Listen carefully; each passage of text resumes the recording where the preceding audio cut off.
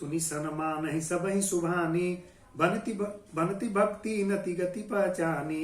यह प्राकृत महिपाल सुभाऊ, जान शिरोमणि कौशल राऊ। सब अर्थात सबकी सुनकर और उसकी वाणी भक्ति विनय और चाल को पहचान कर सुंदर वाणी से सबका यथायोग सम्मान करते हैं। यह स्वभाव तो सारी संसारी राजाओं का है। कौशल नाथ श्री रामचंद्र तो चतुर शिरोमणि हैं।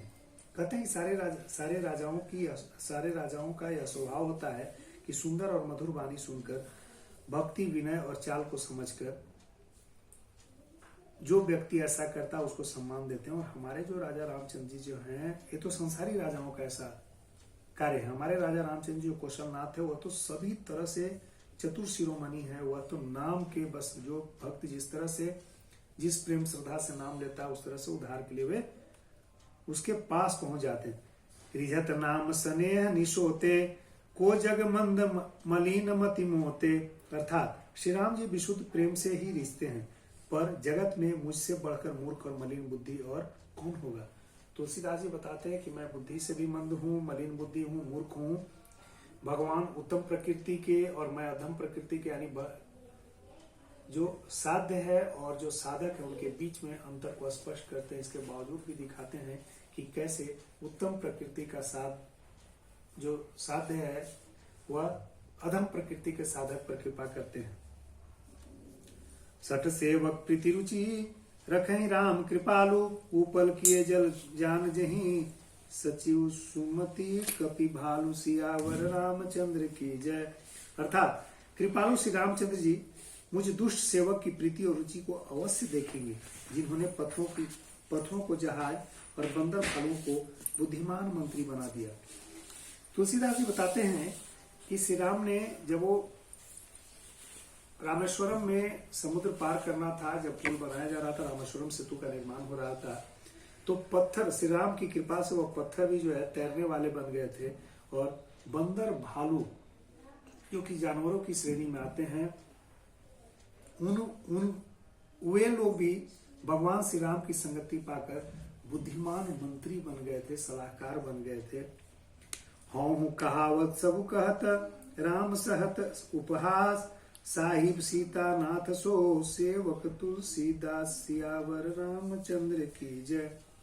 अर्थात सब लोग मुझे श्री राम का सेवक कहते हैं। मैं भी बिना लोक लज्जा संकोच के कहलाता हूँ और ऐसा कहलाना पसंद भी करता हूँ। मैं बिल्कुल विरोध नहीं करता हूँ। कृपालु श्री राम जी इस निंदा को सहते हैं कि श्री सीतानाथ जी जैसे स्वामी का तुलसीदास सेवक है।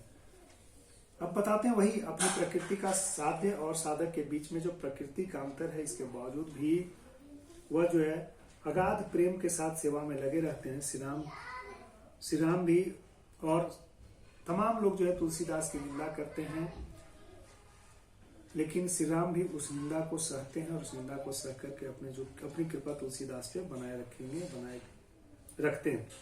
अति बड़ी मोरी ढिठाई खोरी, सुनी अगर नर कहु नाक सकोरी, समझु सहम हिड अपडर अपने, सो सुधी राम किन्हीं नहीं सपने। अर्थात यह मेरी बहुत ढिठाई और दोष है। मेरे पाप को सुनकर नरक में भी नाक सिकोड़ ली है।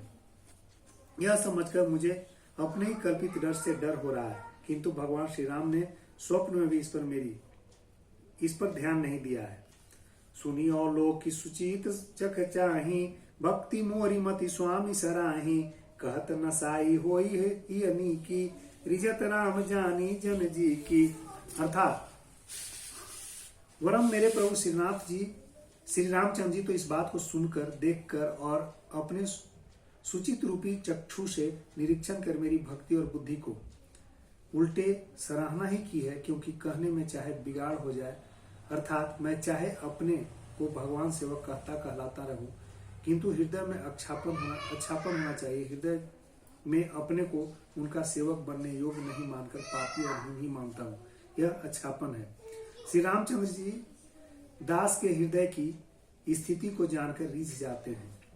यानी जो दास की हृदय मना स्थिति है, जो हृदय की स्थिति, जो हृदय है, और उसको वह समझते हैं भली भांति और उसके हिसाब से वह रिझ जाते हैं। यानी उसके लिए किसी भी स्तर पे उसके दुख कष्ट को दूर करने के लिए आगे आ जाते हैं। रहती न प्रभु चित चूक किए की, करत सुरति सहबार ही कि जही अग बधे बयाद जिमि बाली फिरी सुकंठ सोई किन्ही कुचाली। प्रभु के चित्त अर्थात प्रभु के चित्त में अपने भक्तों की हुई भूल चूक याद नहीं रहती। वे भूल जाते हैं जो भी कमियां हैं भक्तों की, जो भी उनसे कमी हुई है, जो भी दोष हुआ उसको वे भूल जाते हैं और उनके हृदय में अच्छाई ही अच्छाई रहती है और वो उसे 100 बार अच्छाइयों को याद करते हैं। जिस पाप के कारण उन्होंने बाली को ब्याध की तरह मारा था, वैसे ही कुचाल फिर सुग्रीव चली। सोई करतुति विभीषण केरी सपने सोन राम ही हेरी ते भरत ही भेंट सन माने राज्यसभा रघुवीर बखाने। वही करनी विभीषण की थी, परंतु श्री रामचंद्र जी स्वप्न में भी उसका मन में विचार नहीं किया। उल्टे भरत जी से मिलने के समय श्री रघुनाथ जी ने उसका सम्मान किया और राज्यसभा में भी उसके गुणों का बखान किया।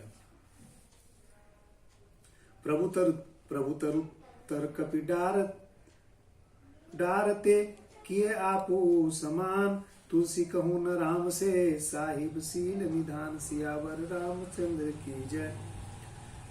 प्रभु श्री राम तो वृक्ष के नीचे और बंदर डाली पर, कहाँ मर्यादा पुरुषोत्तम सच्चिदानंद परमात्मा श्री राम जी और कहाँ पेड़ों की शाखाओं पर कूदने वाले बंदर, परंतु ऐसे बंदरों को भी उन्होंने अपने समान बना लिया, अपने समकक्ष घोषित कर दिया। और तुलसीदास जी कहते हैं कि श्री रामचंद्र जी सरीखे शील निधान स्वामी कहीं भी नहीं है। राम निकाई रावरी सबही को नीक जो यह साची है सदा तो निको तुलसी सियावर रामचंद्र की जय। हे श्री राम जी, आपकी अच्छाई से सभी का भला है, अर्थात आपका कल्याणमय स्वभाव सभी का कल्याण करने वाला है। यदि यह बात सच है तो तुलसीदास का भी सदा कल्याण ही होगा। यही विधि निज गुण दोष कहीं सबई बहुरी सिरुनाई बरनो रघुवर विशद जसो सुनी कलि कलुष नसाई सियावर रामचंद्र की जय।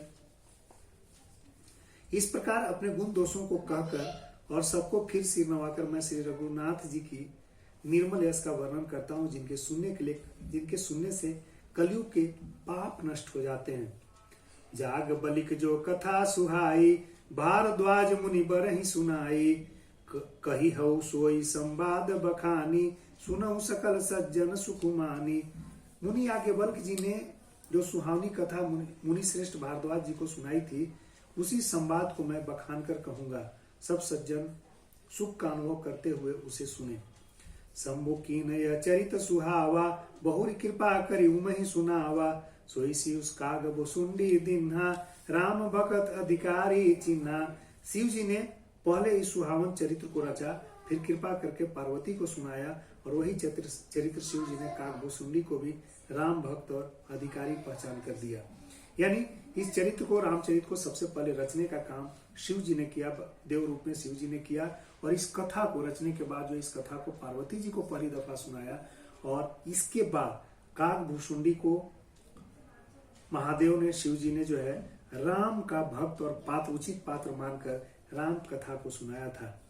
तेहि सन जाग बलिक पुनि पावा तिन्न पुनि भारद्वाज प्रतिगावा ते श्रोता बक्ता समलीला संबद रसी जानहि हरि लीला।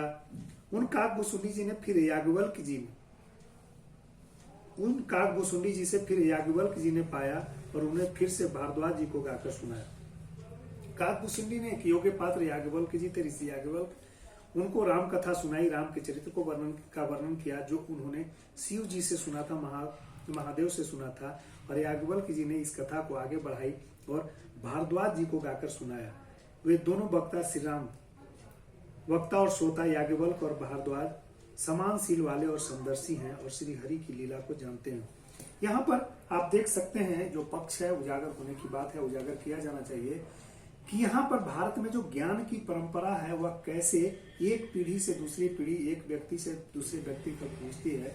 क्योंकि तब लेखन का जो है विकास नहीं हुआ था, लिपिबद्ध करना आसान काम नहीं था, तो वैसे में एक पीढ़ियां दूसरी पीढ़ी को यह कथा जो है मुंह जुबानी सुना करके, याद करा करके एक अपने ज्ञान को इस पीढ़ी से उस पीढ़ी तक स्थानांतरित करती है। और भारतीय ज्ञान परंपरा की खास खूबसूरती है। जब आश्रमों में बालक जाया करते थे तो गुरु उन्हें जो है सारे पाठों को, सारे अध्यायों को कंठस्थ करा दिया करते थे। और इस तरह से एक पीढ़ी से दूसरी पीढ़ी तक जो ज्ञान था, ज्ञान की एक परंपरा थी, वो अविरल प्रवाह के रूप में प्रवाहित होती थी। श्री नरेंद्र मोदी जी की सरकार में भारतीय ज्ञान परंपरा पे अच्छा काम हो रहा है और भारतीय ज्ञान परंपरा के विकास की जो पद्धतियां थी और उसमें जो संग्रहित ज्ञान है उसके डॉक्यूमेंटेशन पे काफी काम चल रहा है। जान ही तीन निकाल निज ज्ञाना, करतलगत आमालक समाना, और मुझे भक्ति हरि भगत सुजाना, कहीं सुनहि समुझहि विधि नाना।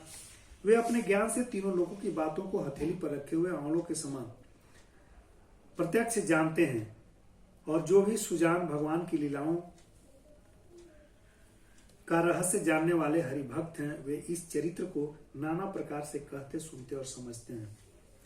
मैं पुनि नीज गुर सन सुनी, कथा सो सुकर खेत, समझो नहीं तस बालपन, तब अति रहु अचेत, सियावर रामचंद्र की जय। फिर वही कथा मैंने बाराह क्षेत्र में अपने गुरु जी से सुनी है, और उस समय मैं लड़कपन के कारण बहुत बेसमझ था, इससे उसको इस प्रकार अच्छी तरह समझा नहीं। तुलसीदास भी इस कथा को बाराह क्षेत्र में अपने गुरुजी से सुनी थी, लेकिन तब बाल काल था, 12 साल की अवस्था थी, उन्होंने उस समय ध्यान नहीं दिया। जैसा है बताते हैं, श्रोता बक्ता ज्ञान निधि, राम कथा के गुड़, किमि समझो मैं जीवल जड़, कली मल ग्रसित विमूढ़, सियावर रामचंद्र की जय। श्री राम की गुड़ कथा के वक्ता यानी कहने वाले और श्रोता जो सुनते हैं, दोनों के ज्ञान के खजाने भर जाते हैं और वे पूरे ज्ञानी हो जाते हैं। मैं कलयुग में पापों से ग्रसा हुआ महामूढ़ जड़ जीव भला उसको कैसे समझ सकता था।